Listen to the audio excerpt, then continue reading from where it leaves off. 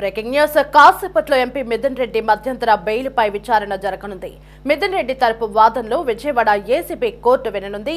అయితే చెవిరెడ్డి, ధనుంజయ రెడ్డి, కృష్ణమోహన్, బాలాజీ గోవిందప్ప బెయిల్ పిటిషన్లపైన విచారణ జరగనుంది. మద్యం కుంభకోణంలో దాఖలు చేసిన 2 ఛార్జిషీట్లపై కోర్టు వ్యక్తం చేసిన సందేహాలకు సిట్ అధికారులు సమాధానాలు ఇచ్చారు. వివరణతో కూడిన పిటిషన్ను కోర్టులో అందజేశారు. కొద్ది రోజుల క్రితం ఛార్జిషీట్లపై ACB court న్యాయాధికారి P Bhaskar Rao 21 సందేహాలను లేవనెత్తుతూ సిట్ దర్యాప్తు అధికారికి మెమో పంపారు.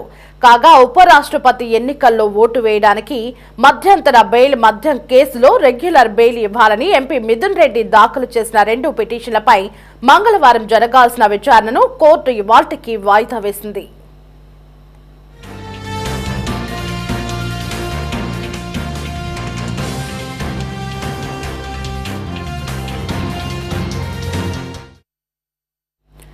ఇదే అంశానికి సంబంధించి మరింత సమాచారం కరెస్పాండెంట్ రామకృష్ణ ఫోన్ ఇన్ లో అందించడానికి సిద్ధంగా ఉన్నారు.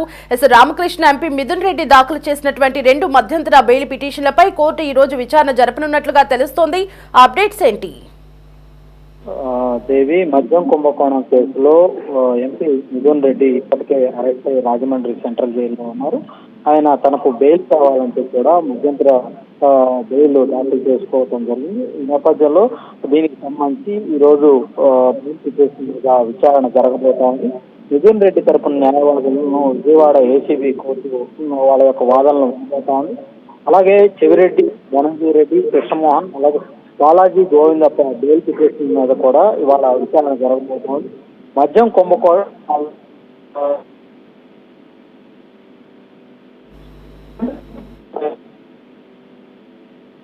సందేహాలకు సిట్ అధికారులు ఇప్పటికే సమాధానాలు కూడా ఇవ్వటం జరిగింది. వివరణతో కూడినటువంటి పిటిషన్ ను కోర్టులో అందజేశారు. కొద్ది రోజుల క్రితం ఈ ఛార్జ్ షీట్ మీద ACB court న్యాయాధికారి P Bhaskar Rao 21 సందేహాలను లేవనెత్తడం జరిగింది. ఈ సిట్ అధికారుల దర్యాప్తు అధికారికి ఈ 21 సందేహాలతో కూడినటువంటి మెమోను కూడా పంపించడం జరిగింది. అయితే ఉపరాష్ట్రపతి ఎన్నికల్లో ఓటు వేయడానికి మధ్యంతర బెయిల్ తో పాటు అలాగే ఈ మద్యం కేసులో రెగ్యులర్ బెయిల్ కూడా ఇవ్వాలని ఎంపీ మిథున్ రెడ్డి ఈ బెయిల్ పిటిషన్ ను దాఖలు చేసుకున్నారు.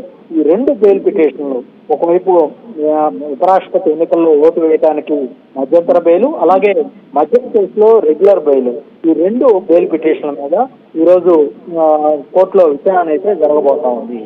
రామకృష్ణ, అయితే మరోపక్క చెవిరెడ్డి, భాస్కర్ రెడ్డి, అలాగే బాలాజీ గోవిందప్ప, ధనుంజయ రెడ్డి, ఇంకా మిగిలిన వాళ్ళ బెయిల్ పిటిషన్లపై కూడా ఈ రోజు విచారణ జరగనున్నట్లుగా తెలుస్తోంది. మరి ఆ ఫలితాలు ఎలా ఉండబోతున్నాయి? వాళ్ళకు సంబంధించి కూడా చెవిరెడ్డి, భాస్కర్ రెడ్డి, అలాగే ధనంజయ రెడ్డి, కృష్ణమోహన్, బాలాజీ గోవిందప్పకు సంబంధించినటువంటి వాళ్ళు కూడా బెయిల్ పిటిషన్లకు దాఖలు చేసుకోవటం జరిగింది.